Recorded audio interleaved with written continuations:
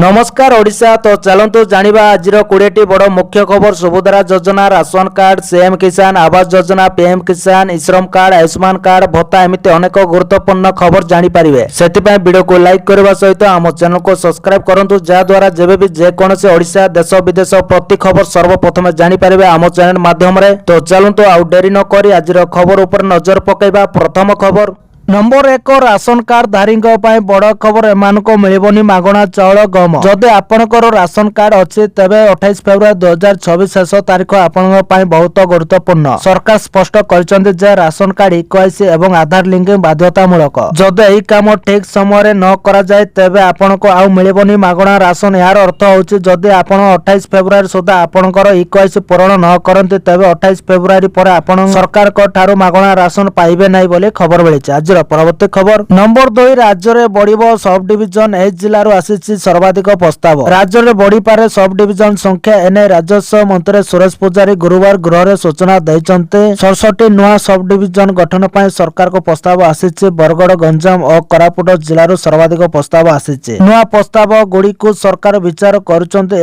Sub division संख्या वृद्धि कर मंत्री कहते खबर मिली। आज परवर्ती खबर नंबर 3 खाली पदवी पूरण पर मुख्य शासन सचिव निर्देशक और परामर्श। 65,000 आशायी को मिल नियुक्ति। जून मास सुधा यह नियुक्ति मिल। मुख्य शासन सचिव अध्यक्षतार बसी सर्वस्तरीय बैठक में निष्पत्ति बैठक में मुख्य सचिव विभिन्न विभाग में खाली पदवी पूरण ने पदक्षेप नेबा को कहते। जून 2024 सुधा 65,000 सरकार नियुक्ति टार्गेट पूरण करने को कहते। नूतन सरकार आसिबा पर विभिन्न विभाग द्वारा नियुक्ति प्रक्रिया 39,500 जन को नियुक्ति दि जाए। आसंता 3 मास मध्य आउ 34,641 नियुक्ति पर विभिन्न विभाग प्रस्ताव अनुसार ओडिशा लोकसेवा आयोग, ओडिशा कर्मचारी चयन आयोग और ओडिशा हस्तस्थान कर्मचारी चयन आयोग को नियुक्ति पर अनुरोध करा जायछि। विभिन्न विभाग नियुक्ति ने रहुतबा विभिन्न समस्या और समाधान संपर्क अर्थ विभाग प्रमुख सचिव आलोचना करथिले। आगामी वर्ष रे मध्य नियुक्ति प्रक्रिया को त्वरित करने को पदक्षेप नेबा को साधारण प्रशासन और साधारण अभियोग विभाग को कहा जायछि। सेहि पर गत बजेट अर्थ खर्च संपर्क बैठक आलोचना होइछि। मार्च सुधा अर्थ खर्च सारिबा उपरे बैठक में गुरुत्व दिया जायछि बोले खबर मिली। आज परवर्ती खबर number 4 Cuttack laser light ban. Cuttack laser light व्यवहार को नहीं हाईकोर्ट को जवाब। विकटाल शब्द युक्त डीजे व्यवहार मना। राति 10टा पर रसणी मना। लेजर लाइट नहीं कटकणा लगाइले हाईकोर्ट नियम पालन पर कमिश्नरेट पुलिस को निर्देश। कटक लेजर लाइट बैन करागला। विकटाल शब्द युक्त डीजे और राति 10टा पर रसणी न करने मना कले हाईकोर्ट। नियम कड़ाकड़ी पालन नहेले नियाजिब कड़ा एक्शन। भूल कले मिलिबो कठोर दंड। नियम पालन पर जगिबो पुलिस बोले खबर मिली। आज परवर्ती खबर नंबर 5 आसिला राज्य अर्थनैतिक सर्वे रिपोर्ट। ओडिशार अर्थनीति रे बड़ उन्नति। ओडिशार अर्थनीति रे बड़ उन्नति 2025-26 आर्थिक वर्ष रे 7.9% अभिवृद्धि आकलन करा जाउछि। ओडिशार अर्थनीति आगामी वर्ष रे एक नया शिखर छुईबा को जाउछि। 2025-26 आर्थिक वर्ष पर उपस्थापित आर्थिक सर्वेक्षण रिपोर्ट अनुसार राज्यर अभिवृद्धि हार जातीय हार ठारू अधिक रहिबो बोले आशा करा जाउछि। ओडिशार जीडीपी 2025-26 वर्ष रे प्राय 9.9 लाख कोटी टंका हेबो बोले आकलन करा जायछि। राज्यर प्रकृत अभिवृद्धि हार 7.9% रहिबो बोले अनुमान करा जाउछि। जहा भारतर हाराहारी अभिवृद्धि हार 7.4% ठारू अधिक। राज्यर मुंड पिछा आय 9.2% वृद्धि पाई 1,86,761 टंका रे पहुंची बोले खबर मिली। आज परवर्ती खबर उपमुख्यमंत्री को बड़ घोषणा। एक दिन आसीबो सुभद्रा टंका। महिलांको पई बड़ खुशी खबर। आसंता मार्च 8 रे अंतर्जातीय महिला दिवस रे सुभद्रा योजना चतुर्थ किस्ती टंका प्रदान करा जिवो। सरकार एकाथरे 1 कोटी महिला खाता को 5,000 टंका लेखाए पठाइबे बोली उपमुख्यमंत्री प्रभात परिडा सोमवार काकटपुर रे एक कार्यक्रम रे जोग देवा अवसर रे सूचना दैचंती। सूचना अनुसार प्रथम और द्वितीय किस्ती बात पड़ितबा 2,55,265 जन को टंका दिया जायतिला। से माने एका संगे दुईटी किस्ती पाइचंती। सेही परे अभियोग सुनानी रे 24,018 जन हिताधिकारी को सुभद्रा टंका दिया जायतिला बोली खबर मिली। आज परवर्ती खबर राजस्व मंत्री को बड़ सूचना। जमी पट्टारे लागिबो क्यूआर कोड। केंद्र एवं राज्य सरकार को मिलित उद्यम रे आसीबो नुआ जमी पट्टा। एनै राजस्व मंत्री सुरेश पुजारी सूचना दैचंती। जमी पट्टारे लागिबो क्यूआर कोड। इलेक्ट्रॉनिक युक्त हेबो एही क्यूआर कोड। तबे क्यूआर कोड स्कैन कले जमी पट्टार सबु विवरणी आसी पारिबो। या द्वारा जमी किणा बिकारे आउ ठकाई होई पारिबो नै। लोकन को दलान माने जो बळी भाबे ठकाई करूचंती ता ऊपर रॉक लागिबो। पूर्वर कागज जमी पट्टारे अधिक ठके होउतिला। फलरे ଦଲାଲଙ୍କ ଜାଲରେ ଫସି ଯାଉଥିଲେ ସାଧାରଣ ଲୋକେ, ତେବେ ପଟ୍ଟାରେ କ୍ୟୁଆର କୋଡ୍ ଲାଗିଲେ ଠକାଇର ମାତ୍ରା ବହୁତ କମିବ। ଠକାମି ଉପାୟରେ ଯେଉଁମାନେ ଜମି କିଣାବିକା କରିବେ ସେମାନଙ୍କ ସୂଚନା ଗ୍ରହଣ କରାଯାଇ କାର୍ଯ୍ୟାନୁଷ୍ଠାନ ଗ୍ରହଣ କରାଯିବ ବୋଲି ରାଜସ୍ୱ ମନ୍ତ୍ରୀ ସୂଚନା ଦେଇଛନ୍ତି। ଠକାଇ କରିବା ମାତ୍ରେ ହିଁ ତହସିଲଦାର ଏବଂ ଆର୍ଆଇ ସବୁ ଜାଣିପାରିବେ ବୋଲି ଖବର ମିଳିଛି। ଆଜିର ପରବର୍ତ୍ତୀ ଖବର, ମୁଖ୍ୟ ଶାସନ ସଚିବଙ୍କ ବଡ଼ ସୂଚନା, ଏହି 4 ସହର ହେବ କମନ ଇକୋନୋମିକ ଜୋନ୍। ମୁଖ୍ୟ ଶାସନ ସଚିବ ଅନୁପ ଗର୍ଗ ଶୁକ୍ରବାର ଏକ ବଡ଼ ସୂଚନା ଦେଇଛନ୍ତି। ସେ କହିଛନ୍ତି ରାଜ୍ୟର 4 ସହର ଯଥା ପୁରୀ, ପାରାଦୀପ, ଭୁବନେଶ୍ୱର ଏବଂ କଟକ କମନ ଇକୋନୋମିକ ଜୋନ୍ରେ ପରିଣତ ହେବ। 2027 ସୁଦ୍ଧା ଏହି ସହର ଗୁଡ଼ିକୁ କମନ ଇକୋନୋମିକ ଜୋନ୍ କରାଯିବ। ଏହା ପରଠାରୁ ହିଁ ରାଜ୍ୟ ଅର୍ଥନୀତିର 33% ଆସିବ ବୋଲି ଅନୁପ ଗର୍ଗ କହିଛନ୍ତି। କମନ ଇକୋନୋମିକ ଜୋନ୍ ହେଉଛି ଏକ ଆନ୍ତର୍ଜାତିକ ଚୁକ୍ତି କିମ୍ବା ଅଞ୍ଚଳ ଯେଉଁଠାରେ ଏକାଧିକ ଦେଶ ମିଶି ଏକ ସାଧାରଣ ଅର୍ଥନୈତିକ କ୍ଷେତ୍ର ଗଠନ କରନ୍ତି। ଏହାର ମୁଖ୍ୟ ଉଦ୍ଦେଶ୍ୟ ହେଉଛି ସେହି ଦେଶମାନଙ୍କ ମଧ୍ୟରେ ପଣ୍ୟ, ସେବା, ପୁଞ୍ଜି ଏବଂ ଶ୍ରମର ମୁକ୍ତ ଚଳାଚଳ ସୁନିଶ୍ଚିତ କରିବା ବୋଲି ଖବର ମିଳିଛି। ଆଜିର ପରବର୍ତ୍ତୀ ଖବର, ଛାତ୍ରଛାତ୍ରୀଙ୍କୁ ନେବା ଆଣିବା କରୁଥିବା 1171 ବସରେ ନାହିଁ ଫିଟନେସ୍। ଓଡ଼ିଶାବାସୀ ସାବଧାନ, ସ୍କୁଲ ବସରେ ନାହିଁ ଫିଟନେସ୍। ଆପଣ ଯଦି ନିଜର ପିଲାଙ୍କୁ ସ୍କୁଲ ବସରେ ଛାଡୁଛନ୍ତି ତେବେ ସତର୍କ ହୋଇଯାଆନ୍ତୁ, କାରଣ ରାଜ୍ୟରେ 1171ଟି ସ୍କୁଲ ବସରେ ନାହିଁ ଫିଟନେସ୍ ସାର୍ଟିଫିକେଟ୍। ଅତ୍ୟନ୍ତ ବିପଦଜନକ ସ୍ଥିତିରେ ସ୍କୁଲ କଲେଜ ଯାଉଛନ୍ତି ଛାତ୍ରଛାତ୍ରୀ। ତେବେ ଛାତ୍ରଛାତ୍ରୀଙ୍କୁ ନେବା ଆଣିବା କରୁଥିବା 1171ଟି ବସରେ ଫିଟନେସ୍ ସାର୍ଟିଫିକେଟ୍ ନଥିବା ସୂଚନା ମିଳିଛି। ସେଥିରୁ ରାଜଧାନୀରେ ଗଡୁଥିବା 17ଟି ବସରେ ଫିଟନେସ୍ ସାର୍ଟିଫିକେଟ୍ ନଥିବା ଜଣାପଡିଛି ବୋଲି ଖବର ମିଳିଛି। ଆଜିର ପରବର୍ତ୍ତୀ ଖବର, ଶିମିଳିପାଳରେ ହେବ ହେଲିପ୍ୟାଡ୍। ମୟୂରଭଞ୍ଜ ଜିଲ୍ଲା ଶିମିଳିପାଳରେ ହେଲିପ୍ୟାଡ୍ ହେବ। ଏନେଇ ବିଧାନସଭା ଗୃହରେ ପରିବହନ ମନ୍ତ୍ରୀ ବିଭୂତି ଜେନା ସୂଚନା ଦେଇଛନ୍ତି। ସେ କହିଛନ୍ତି ଆବଶ୍ୟକ ଜମି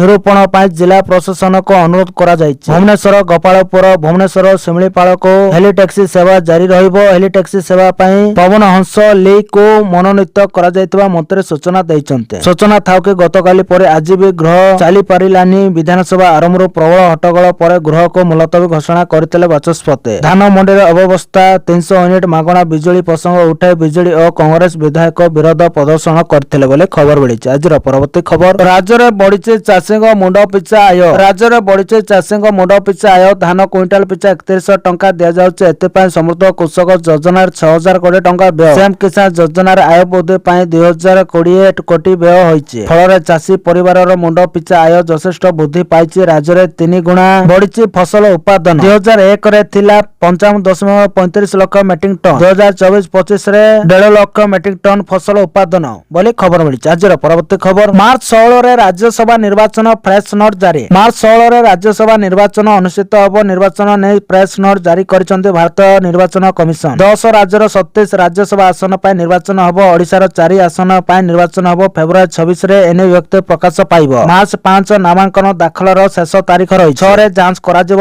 ମାର୍ଚ୍ଚ 9 ନାମାଙ୍କନ ପ୍ରତ୍ୟାହାରର ଶେଷ ତାରିଖ ରହିଛି। ମାର୍ଚ୍ଚ 16 ତାରିଖ ସକାଳ 9ରୁ ଅପରାହ୍ନ 4ଟା ଯାଏ ଭୋଟ ଗ୍ରହଣ ହେବ। ଅପରାହ୍ନ 5ଟାରେ ହେବ ଭୋଟ ଗଣତି କରାଯିବ। ଓଡ଼ିଶାର 4 ରାଜ୍ୟସଭା ଏମ୍ପି ମମତା ମହାନ୍ତି, ମୁନା ଖାନ୍, ସୁଜିତ କୁମାର, ନିରଞ୍ଜନ ବିଶିଙ୍କ କାର୍ଯ୍ୟକାଳ ଏପ୍ରିଲ 2ରେ ସରୁଛି ବୋଲି ଖବର ମିଳିଛି। ଆଜିର ପରବର୍ତ୍ତୀ ଖବର, ୟୁସିସି ନେଇ ପରିବହନ ମନ୍ତ୍ରୀ ବିଭୂତି ଜେନାଙ୍କ ବଡ଼ ସୂଚନା କହିଲେ। ୟୁସିସି ନେଇ ପରିବହନ ମନ୍ତ୍ରୀ ବିଭୂତି ଜେନାଙ୍କ ବଡ଼ ସୂଚନା, ସମସ୍ତଙ୍କୁ ପିୟୁସିସି କରିବା ବାଧ୍ୟତାମୂଳକ କହିଲେ ପରିବହନ ମନ୍ତ୍ରୀ। ଟୋଲ୍ ଗେଟ୍ରେ ପିୟୁସିସି ଫାଇନ୍ କମାଇବା ପାଇଁ ଚାଲିଛି ଯୋଜନା। 10,000 ଟଙ୍କା ଫାଇନ୍କୁ କମ୍ କରିବାକୁ ଆଲୋଚନା ଚାଲିଛି। ରାଜ୍ୟରେ ବାୟୁ ପ୍ରଦୂଷଣ ନେଇ କଡ଼ାକଡ଼ି ହୋଇଥିଲା ପିୟୁସିସି ନିୟମ। ଯାହାର ଗାଡ଼ି ଅଛି ପିୟୁସିସି କରିବାକୁ କହିଥିଲେ ସରକାର ମନ୍ତ୍ରୀ ବୋଲି ଖବର ମିଳିଛି। ଆଜିର ପରବର୍ତ୍ତୀ ଖବର, ଜଙ୍ଗଲ ଓ ପରିବେଶ ମନ୍ତ୍ରୀଙ୍କ ବଡ଼ ବୟାନ। ରାଜ୍ୟରେ ହାତୀ ସଂଖ୍ୟା ବଢିବା, ଦିନକୁ ଦିନ ହାତୀ ଆକ୍ରମଣରେ ମନୁଷ୍ୟଙ୍କ ମୃତ୍ୟୁ ସଂଖ୍ୟା ବଢିବାରେ ଲାଗିଛି, ଯାହାକି ଏକ ପ୍ରକାର ଚିନ୍ତାର କାରଣ ସାଜିଛି। ତେବେ ଆଜି ଏନେଇ ମୁହଁ ଖୋଲିଛନ୍ତି ଜଙ୍ଗଲ ଓ ପରିବେଶ ମନ୍ତ୍ରୀ ଗଣେଶ ରାମ ସିଂ ଖୁଣ୍ଟିଆ। ହାତୀ ପାଖକୁ ନ ଯିବାକୁ ଓ ହାତୀ ସହ ସେଲ୍ଫି ନ ନେବାକୁ ଲୋକଙ୍କୁ ସେ ଅନୁରୋଧ କରିଛନ୍ତି। ମନ୍ତ୍ରୀ କହିଛନ୍ତି ଯେ ବିଭିନ୍ନ ସ୍ଥାନରେ ଲୋକେ ହାତୀ ସହ ସେଲ୍ଫି ନେବା ପାଇଁ ପଛରେ ଗୋଳେଇଥାନ୍ତି। ବେଳେ ବେଳେ ହାତୀ କ୍ରୋଧିତ ହୋଇ ଆକ୍ରମଣ କରୁଛନ୍ତି। ତେଣୁ ହାତୀ ପାଖକୁ ଯାଆନ୍ତୁ ନାହିଁ କିମ୍ବା ସେଲ୍ଫି ନିଅନ୍ତୁନି। ରାଜ୍ୟରେ ହାତୀ ସଂଖ୍ୟା ବଢିବା ଚିନ୍ତାର କାରଣ, ହାତୀ ଆସିଲେ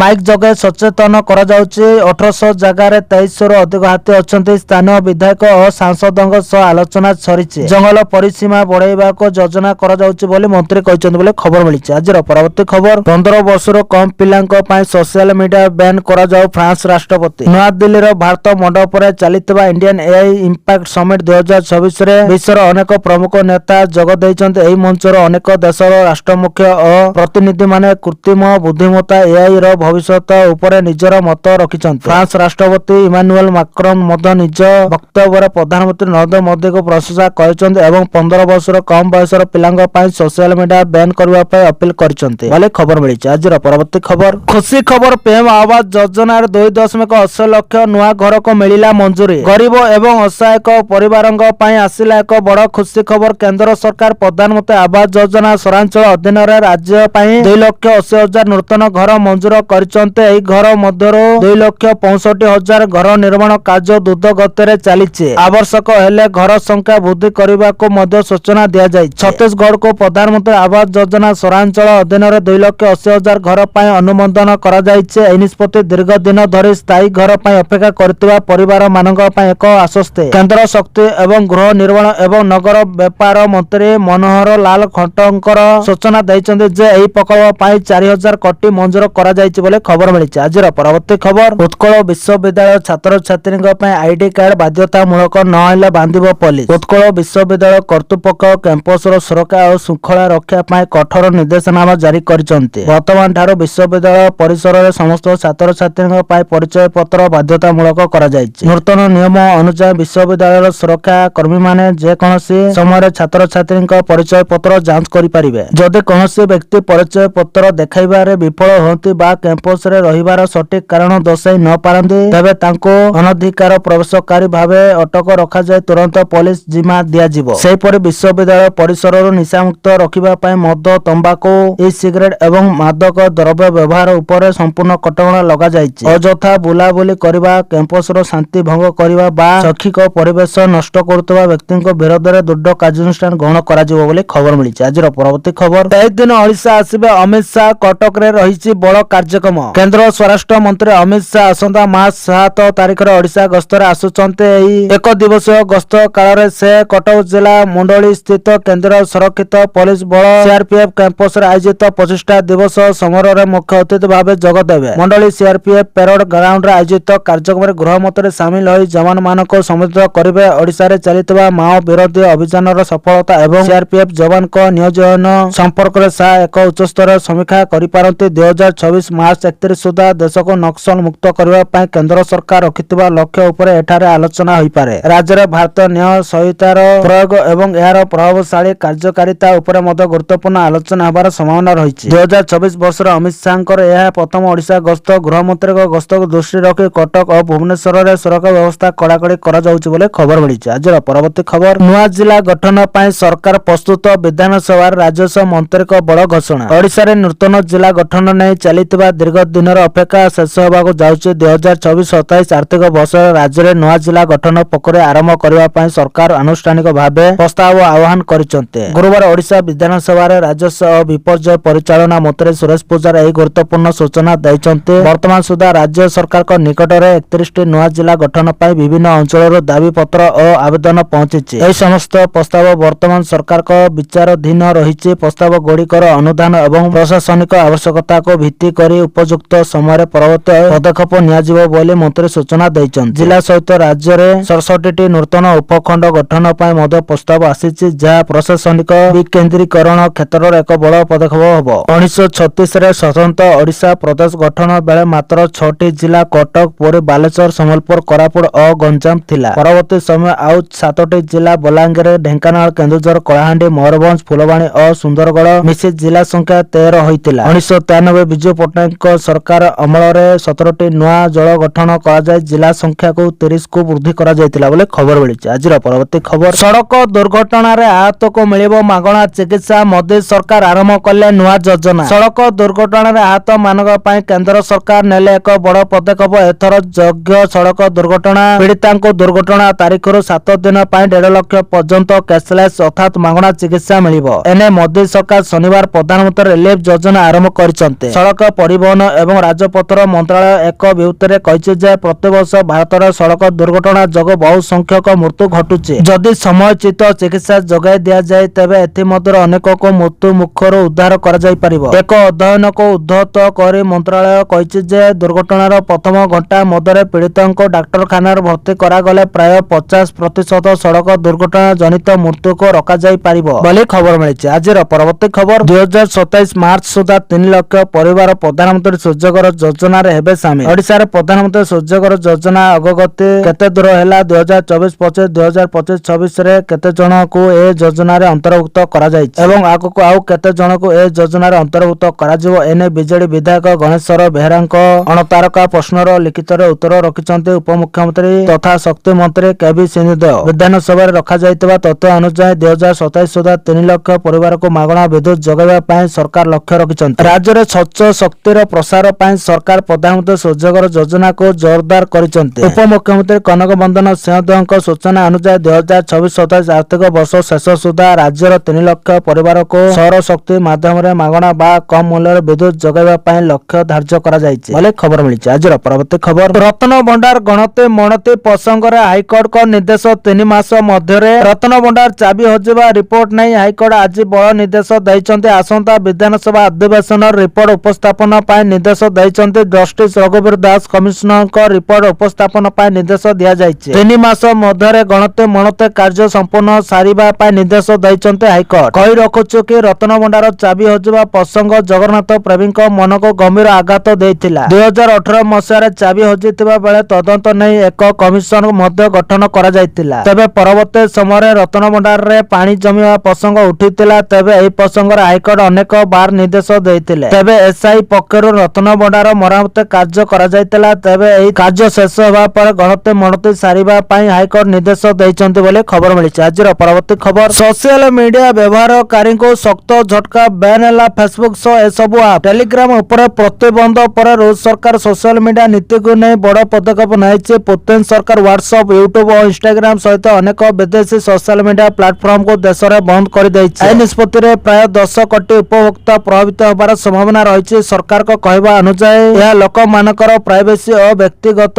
ତଥ୍ୟର ସୁରକ୍ଷା ପାଇଁ ନିଆଯାଇଥିବା ପଦକ୍ଷେପ। ବିଦେଶୀ ପ୍ଲାଟଫର୍ମ ମାଧ୍ୟମରେ ଡାଟା ଲିକ୍ ହେବାକୁ ରୋକିବା ଓ ତଥ୍ୟକୁ ଦେଶୀ ନିୟନ୍ତ୍ରଣରେ ରଖିବା ଏହାର ଲକ୍ଷ୍ୟ ବୋଲି ସରକାର କହିଛି ବୋଲି ଖବର ମିଳିଛି। ଆଜିର ପରବର୍ତ୍ତୀ ଖବର, ଓଡ଼ିଶା ବିଧାନସଭା ଅଧିବେଶନ ସୁନାଖଣି ଚର୍ଚ୍ଚା। ଓଡ଼ିଶା ବିଧାନସଭାର ଚଳିତ ବଜେଟ୍ ଅଧିବେଶନରେ ପୁଣି ଥରେ ରାଜ୍ୟର ସୁନାଖଣି ପ୍ରସଙ୍ଗ ଚର୍ଚ୍ଚାର ବିଷୟ ପାଲଟିଛି। ଗୁରୁବାର ଗୃହରେ ବଡ଼ମା ବିଧାୟକ ବିଜୟ କୁମାର ଦଳବେହେରାଙ୍କ ଏକ ପ୍ରଶ୍ନର ଉତ୍ତର ରଖି ବାଣିଜ୍ୟ ଓ ପରିବହନ ମନ୍ତ୍ରୀ ବିଭୂତି ଭୂଷଣ ଜେନା ରାଜ୍ୟର ବିଭିନ୍ନ ଜିଲ୍ଲାରେ ଥିବା ସୁନା ଗଚ୍ଛିତ ସମ୍ପର୍କରେ ଗୁରୁତ୍ୱପୂର୍ଣ୍ଣ ସୂଚନା ଦେଇଛନ୍ତି। ମନ୍ତ୍ରୀଙ୍କ ସୂଚନା ଅନୁଯାୟୀ ଓଡ଼ିଶାର ଦେବଗଡ଼, କେନ୍ଦୁଝର ଏବଂ ମୟୂରଭଞ୍ଜ ଜିଲ୍ଲାରେ ସୁନା ଖଣି ଥିବା ସ୍ପଷ୍ଟ ହୋଇଛି। ଏହି ସ୍ଥାନ ଗୁଡ଼ିକରେ ବର୍ତ୍ତମାନ ସର୍ଭିସେସ୍ ଅନୁସନ୍ଧାନ କାର୍ଯ୍ୟ ଜାରି ରହିଛି। ଦେବଗଡ଼ ଆଦାସ ରାମପଲ୍ଲୀ ଅଞ୍ଚଳ, ଗପୁର ଜଳହିଳି ଅଞ୍ଚଳ ଏବଂ ମୟୂରଭଞ୍ଜର ମଦନସାହି କାଞ୍ଚିଆ ଅଞ୍ଚଳରେ ସୁନା ଖଣି ରହିଛି ବୋଲି ଖବର ମିଳିଛି। ଆଜିର ପରବର୍ତ୍ତୀ ଖବର, ବିଶାଖାପାଟଣାରେ ଏଆଇ ହବ୍ ସ୍ଥାପନ କରିବ ଗୁଗଲ। ଭାରତୀୟ ବଜାର ଉପରେ ଗୁଗଲ ଅଧିକ ମନୋନିବେଶ କରିବା। ବିଶାଖାପାଟଣା ଠାରେ ଗୁଗଲ ପକ୍ଷରୁ ଏକ ଏଆଇ ହବ୍ ସ୍ଥାପନ କରାଯିବ। ନୂଆଦିଲ୍ଲୀ ଠାରେ ଚାଲିଥିବା ଏଆଇ ସମ୍ମିଳନୀରେ ବକ୍ତବ୍ୟ ରଖିବା ଅବସରରେ ଗୁଗଲର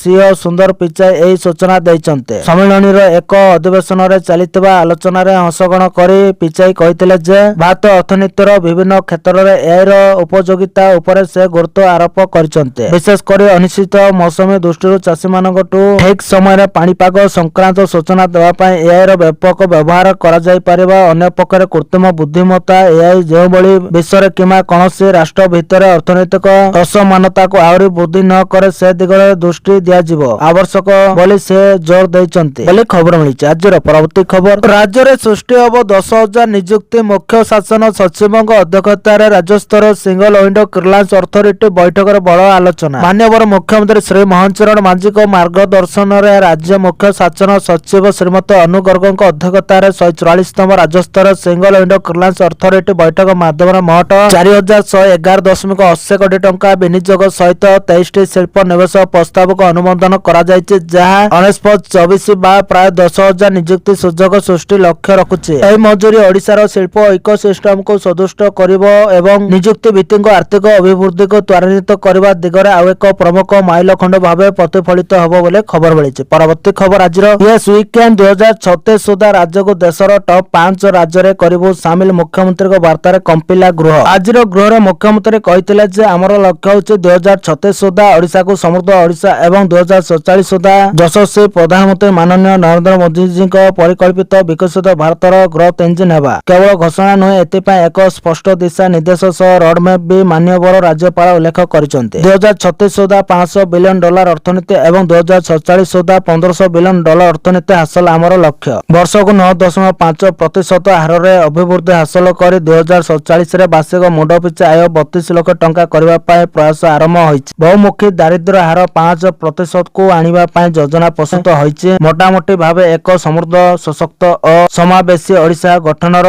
ଅଭିବ୍ୟକ୍ତି ପ୍ରକାଶ ପାଇଛି। ସମୃଦ୍ଧ ଓଡ଼ିଶାର ଲକ୍ଷ୍ୟ ହେଉଛି 2036 ସୁଦ୍ଧା ରାଜ୍ୟକୁ ଦେଶର ସର୍ବଶ୍ରେଷ୍ଠ 5ଗୋଟି ରାଜ୍ୟ ମଧ୍ୟରେ ସ୍ଥାନ ଦେବା। ଏହା କେବଳ ଏକ ପରିକଳ୍ପନା ନୁହେଁ, ଏହା କରଣୀୟ ଏବଂ ଆମେ କରିବୁ ମଧ୍ୟ। ୟେସ୍ ୱି କ୍ୟାନ୍, କାରଣ ଆମ ପାଇଁ ଓଡ଼ିଶାର ଜନସାଧାରଣ ହେଉଛନ୍ତି ସର୍ବୋପରି। ମୁଖ୍ୟମନ୍ତ୍ରୀ କହିଥିଲେ, ଚାଷୀଙ୍କୁ କ୍ୱିଣ୍ଟାଲ ପିଛା 3100 ଟଙ୍କା ଦେବା ପାଇଁ ପ୍ରତିଶ୍ରୁତି ଦେଇଥିଲୁ, ଆଜି ମଧ୍ୟ ସେତିକି ପ୍ରାପ୍ୟ ପ୍ରଦାନ କରୁଛୁ। ସୁଭଦ୍ରା ଯୋଜନାରେ 1 କୋଟି ସୁଭଦ୍ରାକୁ 10,000 ଟଙ୍କା ଦେବା, ଚାଷୀଙ୍କୁ ଇନପୁଟ୍ ସବସିଡି ଦେଇ 3100 ଟଙ୍କାରେ ଧାନ କିଣିବା, ଶହୀଦ ମାଧେଶୀ ହାତ ଖର୍ଚ୍ଚ ଯୋଜନାରେ 5,000 ଟଙ୍କା ପ୍ରଦାନ କରିବା, କନ୍ୟା ବିବାହ ଯୋଜନାରେ ଗରିବ କନ୍ୟାକୁ ବିବାହ କରାଇବା, ଶ୍ରୀ ଜଗନ୍ନାଥ ଦର୍ଶନ ଅନ୍ତର୍ଗତ ବରିଷ୍ଠ ନାଗରିକଙ୍କୁ ଜଗା ଦର୍ଶନ କରାଇବା ଇତ୍ୟାଦି। ତେଣୁ ଯଦି ଦେଖିବା, ଅନେକ ଯୋଜନା ଆମେ ଯାହା ପ୍ରତିଶ୍ରୁତି ଦେଇଥିଲୁ ତାହା ପୂରଣ କରିଛୁ, ଯାହା କହିଛୁ ସେୟା କରିଛୁ। ଏହା ହିଁ ଆମ ଅଙ୍ଗୀକାର, ଏହା ହିଁ ଆମର ପ୍ରତିବଦ୍ଧତା ବୋଲି ଖବର ମିଳିଛି। ଆଜିର ପରବର୍ତ୍ତୀ ଖବର, ମୁଖ୍ୟମନ୍ତ୍ରୀଙ୍କ ବଡ଼ ଘୋଷଣା, ନିଯୁକ୍ତି ସୁଯୋଗ ପାଇବେ 1200 ଯୁବକ ଯୁବତୀ। ଶନିବାର ମୁଖ୍ୟମନ୍ତ୍ରୀ ମୋହନ ଚରଣ ମାଝୀ ଦିନିକା କେନ୍ଦୁଝର ଜିଲ୍ଲା ଗସ୍ତରେ ଆସି ବିଭିନ୍ନ ପ୍ରକଳ୍ପର ଶିଳାନ୍ୟାସ କରି ଫେରିଛନ୍ତି। କେନ୍ଦୁଝର ଜିଲ୍ଲାରେ ଶିଳ୍ପ ବିବିଧତା ଏବଂ ଡିଜିଟାଲ ଭିତ୍ତିଭୂମି ବିକାଶ ପାଇଁ ଧରଣୀଧର ବିଶ୍ୱବିଦ୍ୟାଳୟ ପରିସରରେ ଅନୁଷ୍ଠିତ ଏକ କାର୍ଯ୍ୟକ୍ରମରେ 100 କୋଟି ଟଙ୍କାର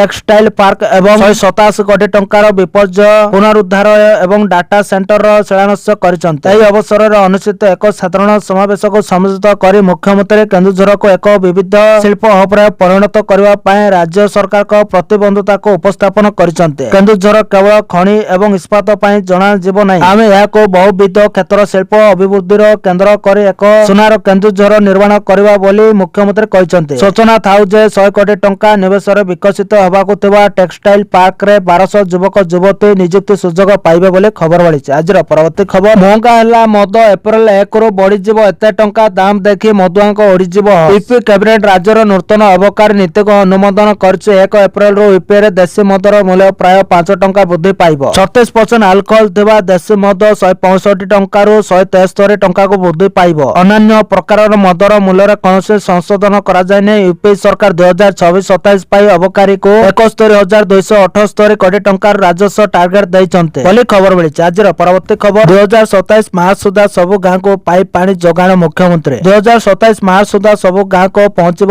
ପାଇପ୍ ଜଳ। କୌଣସି ବି ରାଜସ୍ୱ ଗ୍ରାମ ଯେପରି ପାନୀୟ ଜଳ ଯୋଜନାରୁ ବାଦ ନ ପଡେ ସେଥିପ୍ରତି ସ୍ୱତନ୍ତ୍ର ଦୃଷ୍ଟି ଦେବାକୁ ମୁଖ୍ୟମନ୍ତ୍ରୀଙ୍କ ନିର୍ଦ୍ଦେଶ। ଲୋକସେବା ଭବନ ଠାରେ ପଞ୍ଚାୟତ ରାଜ ଓ ପାନୀୟ ଜଳ ବିଭାଗର ଗ୍ରାମୀଣ ପାନୀୟ ଜଳ ଯୋଗାଣ ବ୍ୟବସ୍ଥା ସମ୍ପର୍କରେ ସମୀକ୍ଷା କରିଛନ୍ତି ମୁଖ୍ୟମନ୍ତ୍ରୀ। 2027 ମାର୍ଚ୍ଚ ସୁଦ୍ଧା ରାଜ୍ୟର ସବୁ ଗ୍ରାମକୁ ପାଇପ୍ ଜଳ ଯୋଗାଣ ସୁବିଧା ଯୋଗାଇ ଦେବାକୁ ମୁଖ୍ୟମନ୍ତ୍ରୀ ନିର୍ଦ୍ଦେଶ ଦେଇଛନ୍ତି। ଏହାକୁ ମିଶନ ମୋଡରେ କାର୍ଯ୍ୟକାରୀ କରି ନିର୍ଦ୍ଦିଷ୍ଟ ସମୟସୀମା ମଧ୍ୟରେ ଯେପରି ସମସ୍ତ ଗ୍ରାମ ଗୁଡିକ ପାନୀୟ ଜଳ ସୁବିଧା ଯୋଗାଇ ଦିଆଯିବ ସେଥିପ୍ରତି ସ୍ୱତନ୍ତ୍ର ଦୃଷ୍ଟି ଦେବାକୁ ମୁଖ୍ୟମନ୍ତ୍ରୀ ବିଭାଗକୁ ପରାମର୍ଶ ଦେଇଛନ୍ତି। ଆଦିବାସୀ ଅଶୋଧିତ ଅଞ୍ଚଳ ପ୍ରତି ବିଶେଷ ଦୃଷ୍ଟି ଦେବାକୁ ଏହି ବୈଠକରେ ଗୁରୁତ୍ୱ ଦିଆଯାଇଛି। ବର୍ତ୍ତମାନ ରାଜ୍ୟରେ 46,531ଟି ଗ୍ରାମ ମଧ୍ୟରୁ 21,721ଟି ଗ୍ରାମରେ ପାଇପ୍ ଜଳ ଯୋଗାଣ ବ୍ୟବସ୍ଥା ଉପଲବ୍ଧ ଅଛି ବୋଲି ଖବର ମିଳିଛି। ଆଜିର ପରବର୍ତ୍ତୀ ଖବର, ରୋଜଗାର ନଥିଲେ ମାସକୁ 1500 ଟଙ୍କା ଦେବେ ସରକାର। ବେକାରୀ ଆଜି ଯୁବପିଢୀଙ୍କ ସମ୍ମୁଖରେ ଏକ ବଡ଼ ଚ୍ୟାଲେଞ୍ଜ ପାଲଟିଛି। ପାଠପଢା ସମାପ୍ତ କରିବା ପରେ ମଧ୍ୟ ଅନେକ ଯୁବକ ଯୁବତୀ ତୁରନ୍ତ ଚାକିରି ପାଇ ପାରୁନାହାନ୍ତି, ଯାହା ସେମାନଙ୍କ ପରିବାର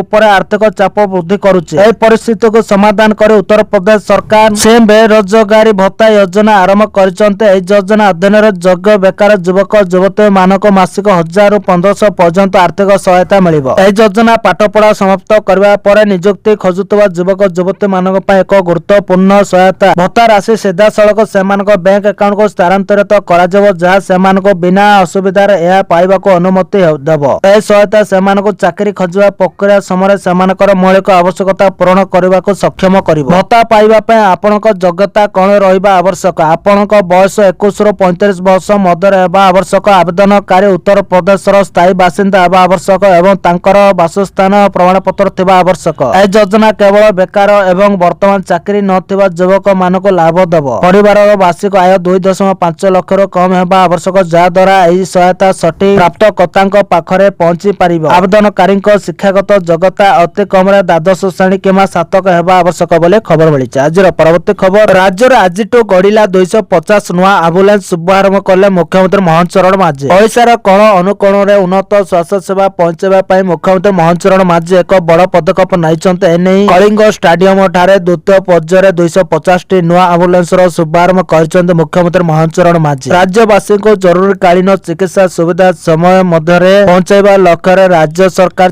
428ଟି ନୂଆ ଆମ୍ବୁଲାନ୍ସ ସେବାର ବ୍ୟବସ୍ଥା କରିଛନ୍ତି। ଏହାର ପ୍ରଥମ ପର୍ଯ୍ୟାୟରେ ଗତ 23 ଡିସେମ୍ବରରେ 150ଟି ଆମ୍ବୁଲାନ୍ସର ଶୁଭାରମ୍ଭ ହୋଇଥିବା ବେଳେ କଳିଙ୍ଗ ଷ୍ଟାଡିୟମ ଭୁବନେଶ୍ୱରରେ ମାନ୍ୟବର ମୁଖ୍ୟମନ୍ତ୍ରୀ 250ଟି ନୂଆ ଆମ୍ବୁଲାନ୍ସର ଲୋକାର୍ପଣ କରିଛନ୍ତି। ଏହି ସମସ୍ତ ଆମ୍ବୁଲାନ୍ସ ପାଇଁ ରାଜ୍ୟ ସରକାର ନିଜସ୍ୱ ପାଣ୍ଠିରୁ ପ୍ରାୟ 111 କୋଟି ଟଙ୍କା ବିନିଯୋଗ କରିଛନ୍ତି। ବର୍ତ୍ତମାନ ସାରା ରାଜ୍ୟରେ 867ଟି ଜରୁରୀକାଳୀନ ଆମ୍ବୁଲାନ୍ସ ସେବା ଚାଲୁଥିବା ବେଳେ ଗର୍ଭବତୀ ମହିଳା ଏବଂ ଅସୁସ୍ଥ ଶିଶୁମାନଙ୍କ ପାଇଁ ଜନନୀ ଏକ୍ସପ୍ରେସ ନାମରେ ଆଉ 500ଟି ସ୍ୱତନ୍ତ୍ର ଆମ୍ବୁଲାନ୍ସ ସେବା ଯୋଗାଇ ଦିଆଯାଉଛି। ଏହି ଆମ୍ବୁଲାନ୍ସ ସେବା ଗୁଡିକ ରାଜ୍ୟବାସୀଙ୍କ ପାଇଁ ଏକ ଜୀବନ ରେଖା ଭାବେ କାମ କରୁଛି ବୋଲି ଖବର ମିଳିଛି। ଆଜିର ପରବର୍ତ୍ତୀ ଖବର, ଏପ୍ରିଲ 16ରୁ ମେ 15 ତାରିଖ ପର୍ଯ୍ୟନ୍ତ ହେବ ପ୍ରଥମ ପର୍ଯ୍ୟାୟ ଜନଗଣନା। 2027 ମସିହା ଜନଗଣନା ସମ୍ପର୍କିତ ପ୍ରଶିକ୍ଷଣ ଓ ପାର୍କ ପ୍ରସ୍ତୁତ ବୈଠକ ଚଳିତ ବର୍ଷ ଏପ୍ରିଲ 16ରୁ ମେ 15 ତାରିଖ ପର୍ଯ୍ୟନ୍ତ ହେବ ପ୍ରଥମ ପର୍ଯ୍ୟାୟ ଜନଗଣନା। ସେନ୍ସସ୍ ପୋର୍ଟାଲରେ ଲଗ୍ଇନ୍ କରି ନିଜର ସମସ୍ତ ତଥ୍ୟ ସହଜରେ ଅପଲୋଡ କରିପାରିବେ। ରାଜ୍ୟ ଜନଗଣନା ନିର୍ଦ୍ଦେଶାଳୟର ନିର୍ଦ୍ଦେଶକ ନିଖିଲ ପବନ କଡିଆଙ୍କ ଅଧ୍ୟକ୍ଷତାରେ ସ୍ଥାନୀୟ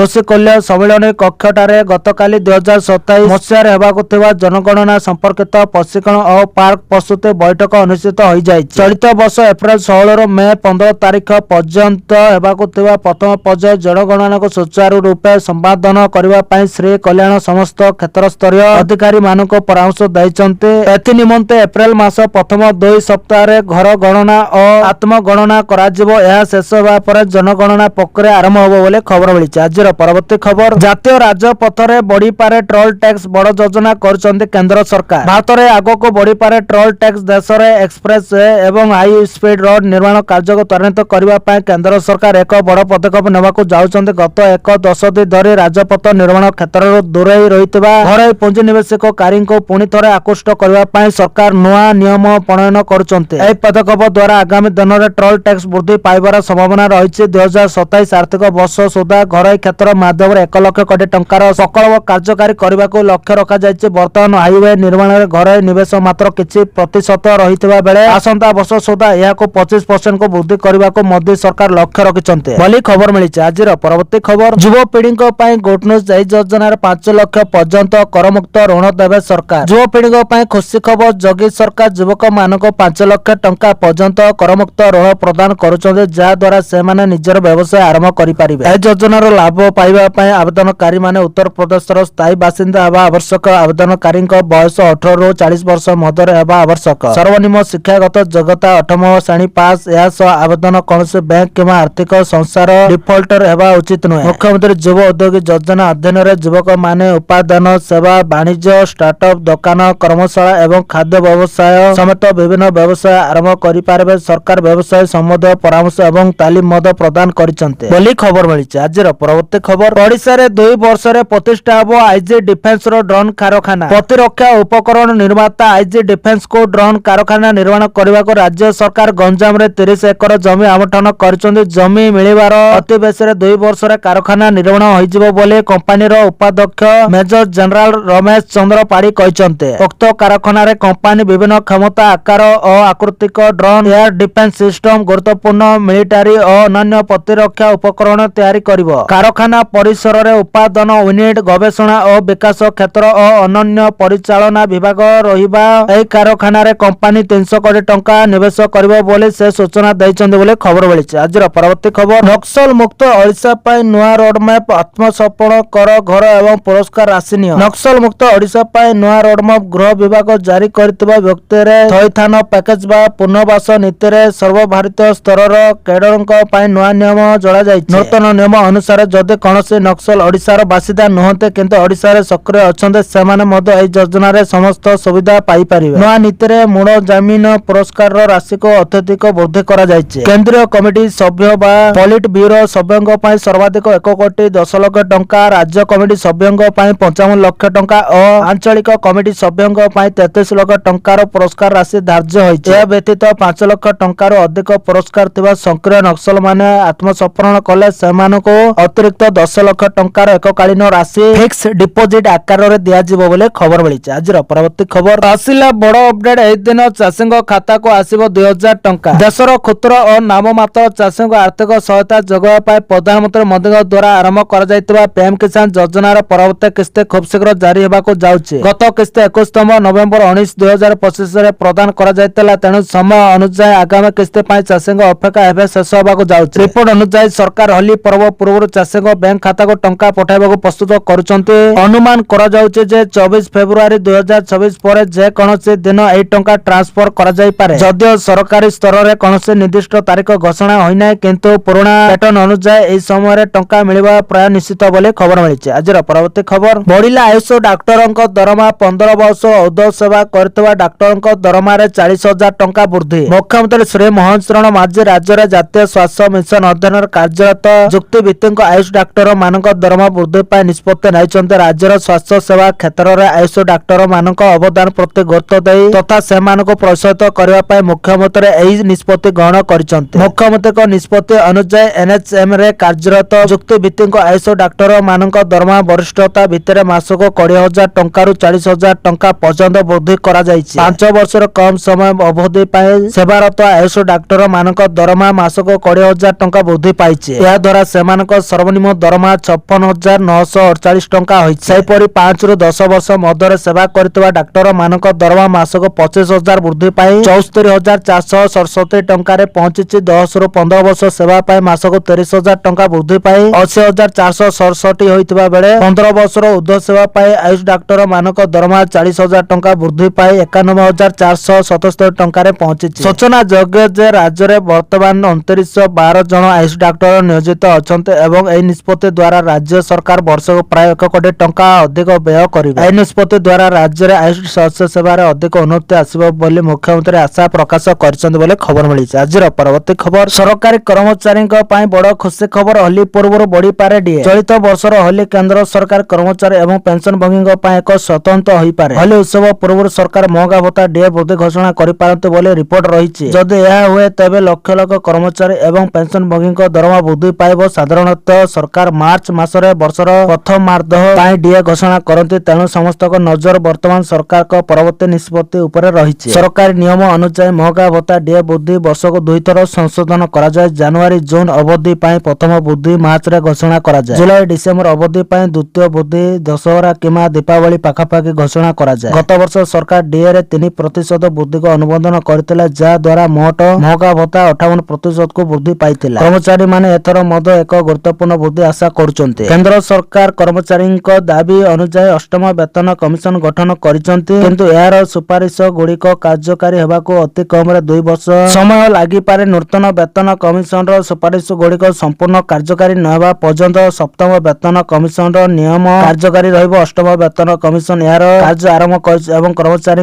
मतामत लड़िबा पई एक प्रश्नावली आरंभ करिछि, जहा द्वारा भविष्यत रे नूतन वेतन गठन को सुधार करा जाय परिबो बोले खबर मिलिছে। आजर परवर्ती खबर, पीएफ खाताधारी पई बड़ खबर, मार्च 2 रे निर्णय हबो सुध हार पुणी मिलिबो कि 8.25% रिटर्न। जदि आपण चाकरी करिसंते एवं आपणकर पीएफ कटुछि तेबे या आपणक पई बहुत गुरुत्वपूर्ण खबर। कर्मचारी भविष्य निधि पांठी संगठन ईपीएफ मार्च 2 रे एक अत्यंत गुरुत्वपूर्ण बैठक करुछि। एही बैठक निष्पत्ति निया जिवो जे 2025-26 आर्थिक वर्ष पई आपणक पीएफ अकाउंट जमा होइतबा टंका ऊपर सरकार केते सुध देबे। अवसर योजना पई पीएफ को सबुठारो निर्भर योग्य निवेश भाବରେ विवेचना करा जाय, कारण यह बैंक एफडी तुलना रे भलो एवं सुरक्षित रिटर्न प्रदान करे। देश सारा लक्ष लक्ष वेतन भोगी एही बैठक निष्पत्ति को अपेक्षा करिसंते। जदि रिपोर्ट गुडी को विश्वास करा जाय तेबे एही वर्ष मध्य सुध हार 700 न हेबार यथेष्ट संभावना अछि। आशा करा जाउछि जे ईपीएफ रो लगातार तृतीय वर्ष पई 8.25% सुध हार बजाय रखिबो। यार एक प्रमुख कारण होछि पश्चिम बंग,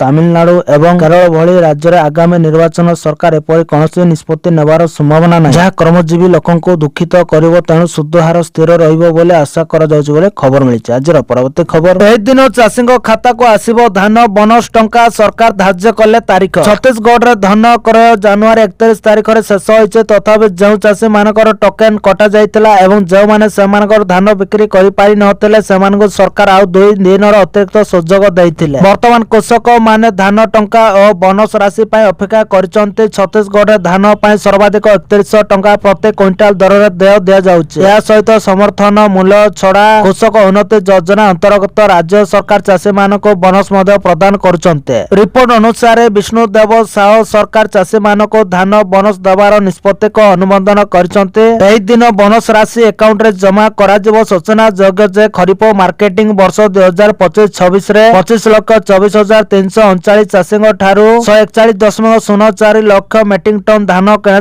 କରାଯାଇଥିଲା। କୃଷକ ଉନ୍ନତି ଯୋଜନା ଅନ୍ତର୍ଗତ ଧାନ ମୂଲ୍ୟର ଅନ୍ତର ରାଶି ଭାବେ ପ୍ରାୟ 10,000 କୋଟି ଟଙ୍କା ହୋଲି ପୂର୍ବରୁ ଏହି ଦେୟ ଦିଆଯିବ ବୋଲି ଖବର ମିଳିଛି। ଆଜିର ପରବର୍ତ୍ତୀ ଖବର, ହଳଦିଆ ପଦର ଦୁର୍ଘଟଣା ପାଇଁ ଭୁଲ ନକ୍ସା ହିଁ ଦାୟୀ, ମନ୍ତ୍ରୀ ବିଭୂତି ଭୂଷଣ ଜେନା ଦେଲେ ବଡ଼ ବୟାନ। ହଳଦିଆ ପଦର ଦୁର୍ଘଟଣା ପ୍ରସଙ୍ଗରେ ପରିବହନ ମନ୍ତ୍ରୀ ବିଭୂତି ଭୂଷଣ ଜେନାଙ୍କ ପ୍ରତିକ୍ରିୟା, ଏ ଘଟଣା ଏବେର ନୁହେଁ, ଯେଉଁ ଦିନରୁ ବ୍ରିଜ ତିଆରି ହୋଇଛି ସେବେଠାରୁ ଡିଜାଇନ ଭୁଲ ଅଛି। ଏହା ଭିତରେ ବହୁତ ଜୀବନ ଆକାରଣରେ ଗଲାଣି। ନିଜର ସ୍ୱାର୍ଥ ସାଧନ ପାଇଁ ଯେଉଁଭଳି କାମ କରାଯାଇଥିଲା ସମସ୍ତେ ନିନ୍ଦା ମଧ୍ୟ କରୁଛନ୍ତି। ଆଉ ଆଜି ଯେଉଁମାନେ କହୁଛନ୍ତି ସେମାନେ ଆଗରୁ କହୁନଥିଲେ। ବ୍ରିଜ ପ୍ରସଙ୍ଗରେ ଆଗରୁ ବହୁତ ଥର ସ୍ୱର ଉତ୍ତୋଳନ କରିଛି ବୋଲି କହିଲେ ପରିବହନ ମନ୍ତ୍ରୀ, କିନ୍ତୁ ଏ ପର୍ଯ୍ୟନ୍ତ ଭୁଲ ହୋଇଥିବା ଡିଜାଇନ ପରିବର୍ତ୍ତନ କରାଯାଇ ନଥିଲା। ହଳଦିଆ ପଦର ଦୁର୍ଘଟଣା ଏବେ ସମସ୍ତଙ୍କ ଆଖି ଖୋଲି ଯାଇଛି, ତେଣୁ ଆଗକୁ ଡିଜାଇନ ଭଲ ଭାବେ କରାଯିବ। ଜାନୁଆରୀ 31ରେ ଦୁର୍ଘଟଣା ପାଇଁ 5ଟି ଜୀବନ ଯାଇଥିଲା। ଏହାକୁ ନେଇ supreme court road safety committee report ମାଗିଥିଲେ, ଯାହାକୁ ନେଇ ମୁଖ୍ୟ ଶାସନ ସଚିବ ମଧ୍ୟ ଲେଖିଛନ୍ତି। ଏହା ଉପରେ ବିଭାଗୀୟ ଟିମ୍ ସ୍ପଟ ଉପରକୁ ଯାଇ ତଦନ୍ତ କରିଛି। ଯେଉଁ ଗାଡି ଦୁର୍ଘଟଣା କରିଥିଲା ତାର ରେଜିଷ୍ଟ୍ରେସନ ବାତିଲ କରାଯାଇଛି। ଡ୍ରାଇଭରଙ୍କୁ ମଧ୍ୟ BNS 105ରେ ତୁରନ୍ତ ଗିରଫ କରାଯାଇଛି ବୋଲି ଖବର ମିଳିଛି। ତ ଧନ୍ୟବାଦ ଦର୍ଶକ ବନ୍ଧୁ ମାନେ, ଏଥିଲା ଆଜିର 20ଟି ବଡ଼ ମୁଖ୍ୟ ଖବର। ଯଦି ଭିଡ଼ିଓଟି ଭଲ ଲାଗିଛି ହେଲେ ଭିଡ଼ିଓକୁ ଲାଇକ୍ କରିବା ସହିତ ଆମ ଚ୍ୟାନେଲକୁ ସବସ୍କ୍ରାଇବ କରି ପାଖରେ ଥିବା ବେଲ୍ ଆଇକନକୁ ଦବାଇ ଅଲ୍ ଉପରେ କ୍ଲିକ୍ କରି ରଖନ୍ତୁ, ଯାହାଦ୍ୱାରା ଯେବେ ବି ଯେକୌଣସି ଖବର ସର୍ବପ୍ରଥମେ ଜାଣିପାରିବେ। ଆଉ ଭିଡ଼ିଓକୁ ଶେଷ ପର୍ଯ୍ୟନ୍ତ ଦେଖିଥିବାରୁ ଆପଣମାନଙ୍କୁ ବହୁତ ବହୁତ ଧନ୍ୟବାଦ।